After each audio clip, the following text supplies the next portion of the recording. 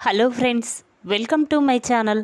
Friends, మా ఛానల్ని మీరు ఫస్ట్ టైం చూస్తున్నట్లయితే తప్పకుండా సబ్స్క్రైబ్ చేసుకోండి. పక్కనే ఉన్న బెల్ ఐకాన్ని క్లిక్ చేసి ఆల్ ఆప్షన్ని సెలెక్ట్ చేసుకోండి. ఫ్రెండ్స్, ఈ వీడియో చాలా ఇంట్రెస్టింగ్గా ఉండబోతుంది. తప్పకుండా చివరి వరకు చూడండి. ఇక స్టోరీలోకి వెళ్ళినట్లయితే భద్రావతి హాల్లో కూర్చొని ప్రేమ గురించే ఆలోచిస్తూ చాలా బాధపడుతూ ఉంటుంది. ఏంటి, ప్రేమని ఎంతో అల్లారుముద్దుగా పెంచాం, కానీ ఇప్పుడు కాఫీ షాప్లో పనిచేస్తూ వాళ్ళ చేత నానా మాటలు పడుతుంది.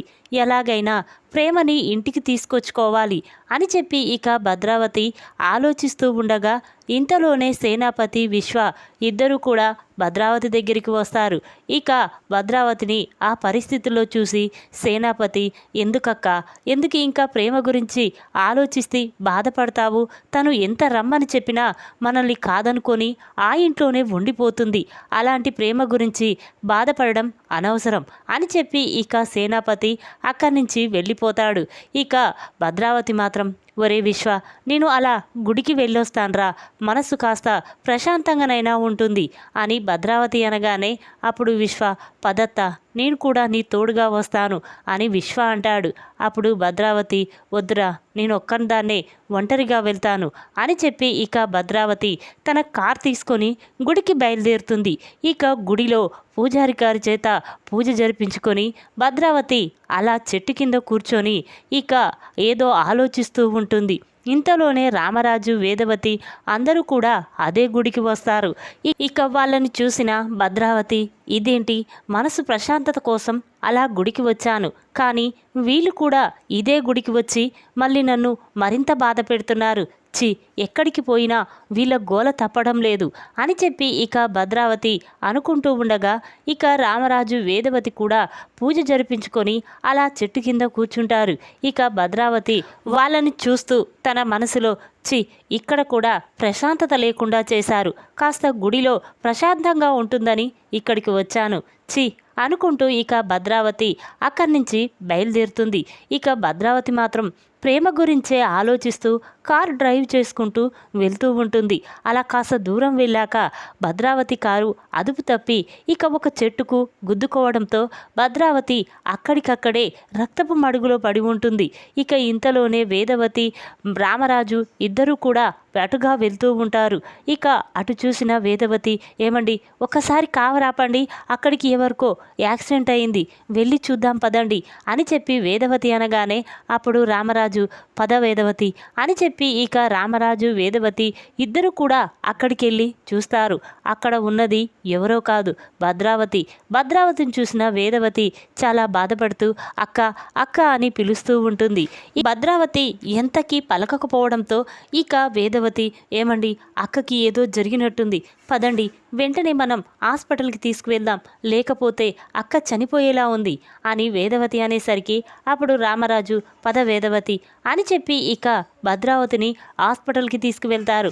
అక్కడికి వెళ్ళిన వేదవతి మాత్రం, డాక్టర్, ఎలాగైనా మా అక్కని బ్రతికించండి, ఎంత డబ్బు ఖర్చైనా పర్వాలేదు, కానీ మా అక్క ప్రాణాలకు ఏమీ కాకూడదు, మీకు దండం పెడతాను అని చెప్పి వేదవతి బ్రతిమిలాడుతూ ఉంటే అప్పుడు డాక్టర్, చూడమ్మా, ట్రీట్మెంట్ చేయడానికే కదా మేముంది, మేము చూసుకుంటాం, మీరు ఇక్కడే ఉండండి అని చెప్పి ఇక డాక్టర్ భద్రావతిని తీసుకొని ఐసీయూలోకి వెళ్ళి ట్రీట్మెంట్ చేస్తూ ఉంటారు. ఇక వేదవతి మాత్రం బయటే కూర్చొని చాలా బాధపడుతూ ఉంటుంది. ఇక రామరాజు, ఏంటి బుజ్జమ్మ, ఎందుకు అలా బాధపడుతున్నావు? భద్రావతికి ఏమీ కాదు, నువ్వేమీ బాధపడకు. అయినా ఇప్పుడు మీ అక్క హాస్పిటల్లో ఉందని మీ అన్నయ్య సేనాపతికి ఫోన్ చేసి చెప్పు అని రామరాజు అంటాడు. ఆ మాటలు విన్న వేదవతి, నిజమేనండి అని చెప్పి తన ఫోన్ తీసి సేనాపతికి ఫోన్ చేస్తుంది. ఇక సేనాపతి మాత్రం ఇంటి దగ్గరే ఉండి భద్రావతి కోసం ఎదురు చూస్తూ ఉంటాడు. ఇదేంటి, అక్క గుడికి వెళ్తానని చెప్పి వెళ్ళిందంట, కానీ ఇంత రాత్రి అవుతున్నా ఇంకా తిరిగి ఇంటికి రాలేదు, ఎక్కడికి వెళ్ళి ఉంటుంది? ఫోన్ చేస్తే స్విచ్ ఆఫ్ వస్తుంది, ఏమై ఉంటుంది అని చెప్పి ఇక సేనాపతి కంగారు పడుతూ, ఒరే విశ్వ, నేను అక్కని వెతకడానికి బయలుదేరుతున్నాను, నువ్వు మాత్రం అక్క వస్తే వెంటనే నాకు ఫోన్ చెయ్యి అని సేనాపతి అనగానే అప్పుడు విశ్వ సరే నానా అని అంటాడు. ఇక సేనాపతి అలా వెళ్తూ ఉండగా ఇంతలోనే సేనాపతి ఫోన్ రింగ్ అవుతుంది. ఇదేంటి ఈ టైంలో నాకు ఎవరు ఫోన్ చేస్తున్నారు అని చెప్పి ఇక ఫోన్ తీసి చూసేసరికి ఒక అన్నేటోడ్ నెంబర్ నుండి ఫోన్ వస్తుంది. ఇక వెంటనే సేనాపతి ఇదేంటి ఈ నెంబర్ ఎవరిదై ఉంటుంది, నాకు ఫోన్ చేస్తున్నారేంటి అని చెప్పి వెంటనే ఫోన్ లిఫ్ట్ చేసి హలో అంటాడు.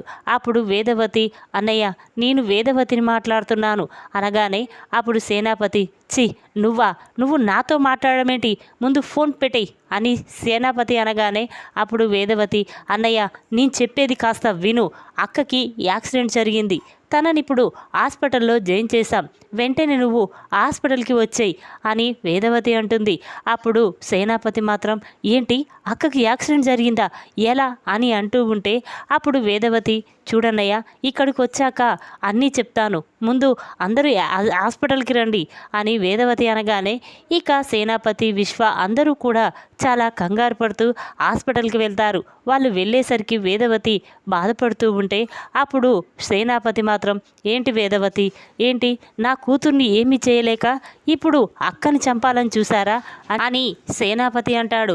అప్పుడు రామరాజు చూడు మేము మనసులం చంపేంత దుర్మార్గులం కాదు, నీ కొడుకులాగా నా కొడుకు నీ కూతురు మెడలో తాళి కట్టాడని నీ కొడుకే నా కొడుకు ధీరజ్ని చంపబోయాడు, మేము అలాంటి నీచ స్థితికి దిగజారలేదు, మర్యాదగా మాట్లాడండి, ఏదో రోడ్డు మీద పడి ఉంటే తీసుకొచ్చి ప్రాణాలు కాపాడాలని హాస్పిటల్లో జాయిన్ చేశాం, అంతేకాని ఆవని చంపవలసిన అవసరం మాకు లేదు అని రామరాజు అంటాడు.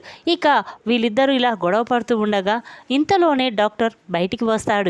ఇక డాక్టర్ని చూసిన వేదవతి డాక్టర్ ఇప్పుడు మా అక్కకి ఎలా ఉంది, ప్రాణాలకి ఎటువంటి ప్రమాదము లేదు కదా అని వేదవతి అనేసరికి అప్పుడు డాక్టర్ చూడమ్మా మీరు కరెక్ట్ సరైన సమయానికి హాస్పిటల్కి తిరిగి తీసుకొచ్చారు, తన ప్రాణాలకి ఎటువంటి ముప్పు లేదు, కానీ తనని మాత్రం దగ్గరుండి చాలా జాగ్రత్తగా చూసుకోవాలి అని చెప్పి ఇక డాక్టర్ అక్కడి నుంచి వెళ్తూ ఉంటాడు.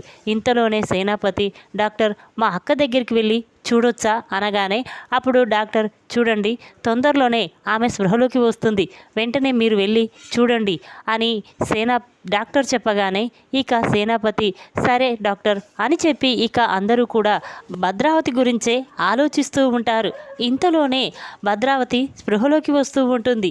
ఇక అది చూసిన నర్స్ వెంటనే బయటికి వచ్చి అవును ఆవిడ కోసం ఇక్కడ ఎవరున్నారు, ఆమె స్పృహలోకి వస్తుంది, మీరు వెంటనే రండి అనగానే అప్పుడు వేదవతి సేనాపతి అందరూ కూడా భద్రావతి దగ్గరికి వెళ్తారు.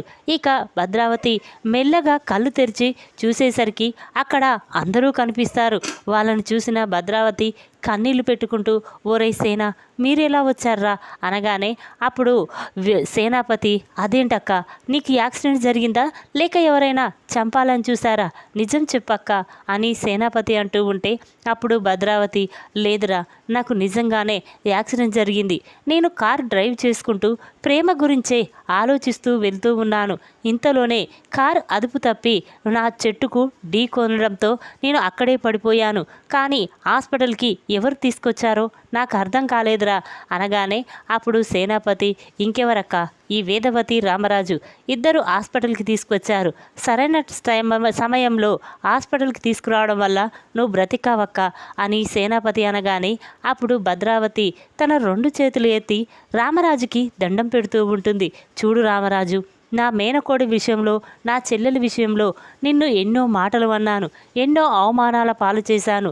అందరి ముందు నిన్ను ఎంతో చిన్న చూపు చూశాను, కానీ నువ్వు మాత్రం నా ప్రాణాలు కాపాడి నాకు జీవితాన్నిచ్చావు, నన్ను క్షమించు రామరాజు అని భద్రావతి అంటూ ఉంటే అప్పుడు వేదవతి అదేంటక్క ఒకవైపు ప్రాణాలు పోతూ ఉంటే చూస్తూ ఎలా ఊరుకుంటాను, చిన్నప్పుడు నువ్వు నా మీద ఎంతో ప్రేమను పెంచుకున్నావు, కానీ నీ ప్రేమని వమ్ము చేసి నేను రామరాజుని పెళ్లి చేసుకోవడం వల్ల మన ఇద్దరి మధ్య దూరం ఏర్పడింది, అంత మాత్రాన నీకు ఆపద వస్తే నేను చూసుకోనా అని చెప్పి ఇక వేదవతి అంటూ ఉంటే అప్పుడు భద్రావతి మాత్రం చూడు వేదవతి నిన్ను ఎంతో బాధ పెట్టాను, నా ఇంటికి వచ్చిన నిన్ను మాత్రం మెడపట్టుకొని బయటికి గెంటేశాను, నీ వల్ల నాన్న మనకు దూరం అయిపోయాడని నన్ను కాదని ఆ రామరాజుని పెళ్లి చేసుకున్నావని నీ మీద నాకు చాలా కోపం ఉండేది, కానీ ఈరోజు అదంతా పోయింది. నా మాటలు కూడా మీరు లెక్క చేయకుండా నా ప్రాణాలు కాపాడినందుకు మీకు ఎప్పటికీ రుణపడి ఉంటాను అని చెప్పి ఇక భద్రావతి అంటుంది. ఆ మాటలు విన్న సేనపతి వెంటనే రామరాజు దగ్గరికి వచ్చి తన 2 చేతులు పట్టుకొని, బావా నన్ను క్షమించు, నువ్వు అక్క ప్రాణాలు కాపాడావు, కానీ నేను మాత్రం నిన్ను అపార్థం చేసుకొని అక్కని చంపాలని చూశారని మిమ్మల్ని ఎన్నో మాటలు అన్నాను, నన్ను క్షమించు బావా, నన్ను క్షమించు చెల్లి అని చెప్పి ఇక సేనాపతి క్షమాపణ అడుగుతాడు. అదంతా చూస్తున్న విశ్వాకి మాత్రం చాలా కోపం వస్తుంది. ఇదేంటి, అత్త ప్రాణాలు కాపాడినంత మాత్రాన తనకు క్షమాపణ చెప్పాలా? లేదు, అలా చెయ్యకూడదు. ఎప్పటికైనా నా చెల్లెల్ని మనసు మార్చి ఇంటికి తీసుకువస్తాను. ఆ ధీరజ్ గాన్ని ఎలాగైనా ఈ లోకంలోనే లేకుండా చేస్తాను అని చెప్పి ఇక విశ్వ అనుకుంటూ ఉంటాడు. ఇంతలోనే డాక్టర్ అక్కడికి వచ్చి, చూడండి ఈవిడని ఇంటికి తీసుకువెళ్ళండి అని చెప్పగానే ఇక అందరూ కలిసి భద్రావతిని ఇంటికి తీసుకువెళ్తారు. ఇక ఇంతలో భద్రావతి తల్లి అక్కడికి వచ్చి, చూడు భద్రావతి, ఇన్ని రోజులు వేదవతిని రామరాజుని నువ్వు అపార్థం చేసుకున్నావు, కానీ ఈరోజు నీ ప్రాణాలు కాపాడారు. ఇప్పటికైనా వాళ్ళ మంచితనం గురించి అర్థం చేసుకో అని భద్రావతి తల్లి అంటూ ఉంటే ఇంతలోనే విశ్వ అక్కడికి వస్తాడు. ఏంటత్తా వీళ్ళందరూ చెప్పింది నమ్ముతున్నావా? చూడు, ఒకవేళ నీకు యాక్సిడెంట్ చేయించిందే ఆ రామరాజు కావచ్చు కదా, నిన్ను నమ్మించడానికే యాక్సిడెంట్ చేసి నిన్ను మళ్ళా హాస్పిటల్లో జాయిన్ చేయొచ్చు కదా అని విశ్వ అంటూ ఉంటే అప్పుడు భద్రావతి, ఒరే విశ్వ, ఎప్పుడు ఎవరి గురించి తప్పుగా మాట్లాడొద్దురా, అది నా వల్ల జరిగింది, వాళ్ళు చేయించింది కాదు అని భద్రావతి అంటూ ఉంటే అప్పుడు విశ్వ, చూడత్తా వాళ్ళని మీరు క్షమిస్తారో ఏమో, కానీ నేను మాత్రం ఎప్పటికీ క్షమించను. ఆ ధీరజ్ గాడు నా చెల్లెల్ని తీసుకువెళ్ళి బలవంతంగా పెళ్లి చేసుకున్నాడు. అంతేకాకుండా నా చెల్లెల్ని పోషించకుండా ఒక టీ షాప్లో పనికి పెట్టాడు. అది చూస్తుంటేనే నాకు ఒళ్ళు మండిపోతుంది. ఎలాగైనా ఆ ధీరజ్ గారిని చంపేస్తాను. నేను మాత్రం వాళ్ళని ఎప్పటికీ క్షమించను అని చెప్పి ఇక విశ్వ అక్కడి నుంచి వెళ్తూ ఉంటే అప్పుడు భద్రావతి, ఒరే విశ్వ, నేను చెప్పేది అర్థం చేసుకోరా అని చెప్పి అంటూ ఉంటే ఇక మా మాటలు పట్టించుకోకుండా విశ్వ అక్కడి నుంచి వెళ్ళిపోతూ ఉంటాడు. ఇక భద్రావతి మాత్రం ఎలాగైనా ప్రేమను కలవడానికి రామరాజు ఇంటికి వెళ్ళాలి అనుకుంటుంది. కానీ ఇప్పుడు నేను రామరాజు ఇంటికి వెళ్తే వాళ్ళు ఏమనుకుంటారో అని చెప్పి ఇక భద్రావతి అనుకుంటూ ఉండగా ఇంతలోనే సేనాపతి, ఏంటక్క ఏం ఆలోచిస్తున్నావు? ప్రేమని చూడాలనిపిస్తుంది కదా, నువ్వు ప్రేమ దగ్గరికి వెళ్ళి కలవాలనిపిస్తుంది కదా, పదక్క నేనే దగ్గర ఉండి నేను ప్రేమ దగ్గరికి తీసుకువెళ్తాను అని చెప్పి ఇక సేనాపతి భద్రావతిని తీసుకొని రామరాజు ఇంటికి వెళ్తాడు. ఇక అక్కడికి వెళ్ళి వేదవతి అని పిలుస్తూ ఉంటాడు. ఆ మాటలు విన్న వేదవతి ఒక్కసారి స్టన్ అవుతుంది. ఇక బయటికి వచ్చి చూసేసరికి అక్కడ ఉన్నది ఎవరో కాదు, సేనాపతి భద్రావతి. వాళ్ళని చూసిన వేదవతి చాలా సంతోషపడుతూ, అక్క అన్నయ్య లోపలికి రండి అనగానే ఇక వాళ్ళిద్దరూ లోపలికి వస్తారు. ఇక భద్రావతి మాత్రం వేదవతి అని బాధపడుతూ ఉంటే అప్పుడు వేదవతి, ఎందుకక్క అంతలా బాధపడుతున్నావు? చూడు, నా వల్ల ఈ 2 కుటుంబాల మధ్య ఎన్నో గొడవలు వచ్చాయి, కానీ ఇప్పుడు అవన్నీ తీరిపోయాయి. ఇక మన మధ్య ఎలాంటి గొడవలు లేవు. చూడు, ఇక నుండి మన 2 కుటుంబాలు కలవాలని నేను కోరుకుంటున్నానక్క అని వేదవతి అనగానే అప్పుడు భద్రావతి, చూడు వేదవతి, ఇక మన 2 కుటుంబాల మధ్య ఎటువంటి సమస్యలు రావు, నేను మాట ఇస్తున్నాను అని భద్రావతి అంటుంది. ఇక ఇంతలోనే ప్రేమ అక్కడికి వచ్చి అత్త అని పిలవగానే భద్రావతి చాలా సంతోషంతో ప్రేమని హగ్ చేసుకొని, ప్రేమ, నువ్వు ధీరజ్ని పెళ్లి చేసుకున్నందుకు నేను ఎంతో తప్పు పట్టాను, కానీ ఇప్పుడు నువ్వు ధీరజ్ని పెళ్లి చేసుకున్నందుకు చాలా సంతోషపడుతున్నాను. చూడు, ఈ ఇంటి కోడలైనందుకు నేను కూడా సంతోషపడుతున్నాను. ఎందుకంటే రామరాజు ఎంతో మంచివాడు, కానీ అతని మంచితనం మేము అర్థం చేసుకోకుండా అతనిని అందరి ముందు అవమానించాము అని చెప్పి ఇక భద్రావతి అంటూ ఉంటే అప్పుడే రామరాజు అక్కడికి వచ్చి, ఏంటి భద్రావతి గారు, ప్రతిసారి ఇదే విషయమా? చూడండి, ఏదో 2 కుటుంబాల మధ్య గొడవల వల్ల మీరు మమ్మల్ని అపార్థం చేసుకున్నారు, అంతేకాని ఇక పదే పదే ఈ విషయం గురించి మాట్లాడకండి. ఇప్పుడు 2 కుటుంబాలు కలిసిపోయాయి కదా, చాలా సంతోషంగా అందరము కలిసి భోజనం చేద్దాం అని చెప్పి ఇక భద్రావతి రామరాజు అందరూ కూడా భోజనం చేస్తూ ఉంటారు. ఇక ధీరజ్ ప్రేమ మాత్రం తన రూమ్లో నుంచి బయటికి వెళ్ళకుండా అక్కడే ఉంటారు. అది చూసిన వేదవతి, ఒరే ధీరజ్, ప్రేమ, ఏంటిరా ఇంకా మీరు అక్కడే ఉంటున్నారేంటి? చూడు, ఈ 2 కుటుంబాలు కలిసిపోయాయి. ఇప్పుడు నాన్న నిన్ను క్షమించారా, వచ్చి భోజనం చెయ్యి అని వేదవతి అంటూ ఉంటే అప్పుడు ధీరజ్, లేదమ్మా, నాన్న పిలిస్తే కానీ నేను అక్కడికి రాను అని ధీరజ్ అనగానే అప్పుడు రామరాజు, ఏంట్రా నాన్న ఒక మాట అన్నంత మాత్రాన నువ్వు అంత పట్టించుకోవాలా? చూడు, ఇక నుంచి నువ్వు ప్రేమ ఇద్దరు కూడా ఈ ఇంట్లోనే భోజనం చేయొచ్చు, రండిరా అని రామరాజు అంటాడు. ఇక మాటలు విన్న ధీరజ్, ప్రేమ చాలా సంతోషంగా అక్కడికి వచ్చి 2 కుటుంబాలు కలిసిపోయి చాలా సంతోషంగా భోజనం చేస్తూ ఉంటారు. అది చూసిన వేదవతి తల్లి మాత్రం, అమ్మ వేదవతి, మీరిద్దరూ అక్కా చెల్లెలు ఇలా కలిసి ఉండాలని ఎన్నో రోజులుగా కోరుకున్నాను. కానీ మీ 2 కుటుంబాల గొడవల మధ్య మీరు దూరంగా ఉండడం వల్ల నేను మిమ్మల్ని చూసి ఎంతో బాధపడ్డాను.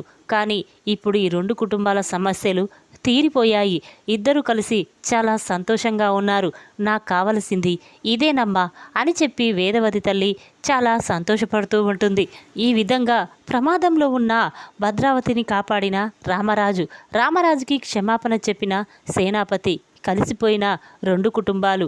ఈ వీడియో కనుక మీకు నచ్చినట్టయితే లైక్ చేయండి. మరిన్ని వీడియోల కోసం మా ఛానల్ని తప్పకుండా సబ్స్క్రైబ్ చేసుకోండి. Thanks for watching.